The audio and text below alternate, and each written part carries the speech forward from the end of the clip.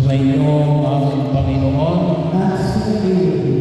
So ngayon po ay kapistahan ng mga mahal natin sa buhay na namayapa. Kahapon ay kapistahan ng mga banal. So magkasunod. Bagamat po tayo ay kahapon ay nag-misa tayo sa cemetery, sa Catholic at saka sa municipal cemetery. So bahagi ho na inululog natin at ating mga lay minister ay binaspasan yung mga puntod ng ating mga mahal sa buhay. So, yun ay panlahatan na ho. Pagkatapos ng mga misa natin doon sa Catholic at saka doon sa municipal cemetery. So, bahagi yun ng ating pagninilay. Sabi naman natin, pagkita nila naman sa atin, pinagdarason yung mga patay. Bahagi yun na kung saan yung ating tao natin. Una ay bahagi yun ang tinatawag natin na alin, katarungan. Ngayon, sabi nga natin, ay tayo ngayon ay sumisigaw ng katarungan, gawa na flood control project. Sa ating pananampalataya, yung purgatorio na kalimitang inaatake ng mga ibang mga sekta na hindi katoliko, yun ay tungkol sa katarungan. Well, yung mga nasa purgatorio, mga ligtas na yun. So, yun yung mga tao sa tingin natin ay sa tingin ng Diyos ay nakatugon sa kanyang panawagan, at kung sakali man sila'y nagkulang, yun ay nakapangumpisan o yun ay mga napahiran ng Santo Olyo bago sila nalagulan ng hininga. Pero bakit po natin, sabi nga natin, sa katarungan, yun yung unang pagbasa sa ikalawang aklat ng Makabeo. Kasi nakita natin na kung saan si Makabeo, kaya ako sinabing Makabeo, hindi magkakapatid na Makabeo, na naging leader na mga Israelita noong lumang tipan. Yung bahagi yun kung saan ay panahon yun ng mga judges, mga hukom. Ay anong sabi niya? Kasi ang paniniwala ng mga Israelita, kapag namatay ka sa giyera para sa pagtatanggol ng pananampalataya ng bayang Israel, pupunta ka na sa langit.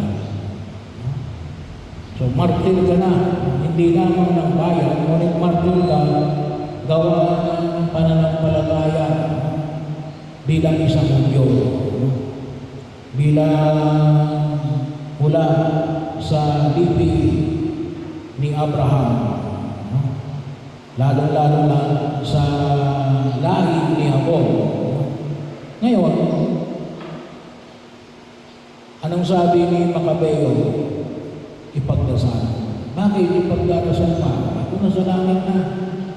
Kasi nakita ni Makabeo na ang kanyang mga sundalo at ang ilang roon ay namatay na may ginawang kasalanan bago ng gera. So, bahagi yun na kung saan ay makita nila ano yung kasalanan na ginawa nila. Isa nila yun ay idolatry. Pagsamba sa Diyos-Diyos. So bahagi yun na kung saan ay hindi lang sila humihingi kay Yahweh, ngunit doon sa mga itinuturing din nila mga Diyos-Diyos ng mga kalabit ng mga bayan, ay nakita niya namin itong mga ito ay nagkasala. So, bakit ba niya ipagdarasal? Yun ang hinihingi ng katarungan. Kaya kung lutusin, yung utos ng purgatorio, yung pagkaunawa ko sa atin ng ating pananampalataya, kung lutusin natin, tumataan yan sa katarungan. Kaya napakalagaw yun. Kaya yung ginagawa ko natin, kaya natin ipagdarasal yung mga mahal natin sa buhay na namatay na, maaaring sila naman ay nakahingi ng tawad, lalo-lalo na sa sakramento ng kumpisal, bago sila nalagutan ng hininga, o kahit na siguro, sa mga pagkakataon na sila ay naghihintay ng kanilang kamatayan, nakahingi sila ng tawad sa Diyos, ay bahagi rin na kung saan ay patatawarin sila ng Diyos. Pero sabi nga natin, kinakailangan natin ibigay yung hinihingi ng katarungan. Yung luma natin tawag nila din, pagbabayad puri. Kaya na kayo gamitin yung pagbabayad puri. Kasi akala ng iba, ayun, binabayaran natin yung ating mga pagbabatawad ng Diyos. Hindi ho. Yung mga nasa purgatorio, hindi na yung pupunta sa impyerno. Ano yung kanilang ibinibigay? Ang hinihingi ng katarungan. Kaya napakalaga ho. Kaya huwag kayong magalala sa mga taong gumagawa ng kasamaan, ay kapag hindi nila naibigay yung hinihingi ng katarungan dito sa daigdig na ito, ay pagdudusahan nila yan sa purgatorio. Kaya hindi ho nangungulugan na yung mga yan humingi ng tawad sa Diyos, automatic na yan pupunta sa langit. Hindi ho. Kaya meron tayong purgatorio. Kaya yung turo ng purgatorio, yun ay turo ng pagbibigay ng hinihingi ng katarungan. Kaya natin sila ipinagdarasal. Kasi baka sakaling meron silang nagawa, nahinginan nila ng tawad, pero hindi pa nila na ibibigay yung hinihingi ng katarungan. Ano yung ibig sabihin natin ng hinihingi ng katarungan? May nagawa silang kasalanan, may nasira sila, humingi sila ng tawad, sila ay pinatawad ng Diyos, pero baka hindi pa nila nagagawa yung nasira nila. Halimbawa, nakasira sila ng pintuan o ng bintana ng kanilang kapitbahay. Kinakailangan i-repair ko yun. Kaya ang tawag namin sa English, reparation. Yun ang bahagi yun na kung saan itinutulong natin. At tayo mga mananampalatayang Kristiyanong Katoliko ay mayroong paanyaya na kung saan ay magagawa natin. Ang tawag natin ay alin? Yung indulhensya. Dalawang klase ng indulhensya. Indulhensya plenaria at indulhensya bahaging indulhensya para siya indulgence. Ano yung prerequisite para matanggap natin yung indulhensya? Para doon sa mahal namin sa buhay na namatay. Lalo-lalo na ngayong panahon na ito na nitong unang mula November 1 hanggang November 8, yung prerequisite na yan makapangumpisa tayo. Tayo ay humingi ng kapatawaran before or after. Siguro mga 14 days. Huwag lalagpas ng 4 na araw. Ano pa? Tayo ay makasimba para sa kanila sa araw na ito, itong 8 araw na ito ng November. At makatanggap ng banal na komunyon. tatanggap ng banal na komunyon kapag kayo may malaking kasalanan. O res lalo lang kayong mapapasama. At ipanalangin nyo na ginagawa ninyo ito para sa intensyon ng inyong mahal sa buhay na namayapa. At magdasal para sa intensyon ng Santo Papa. So yan yung prerequisite. So ano yung indulensya binaria?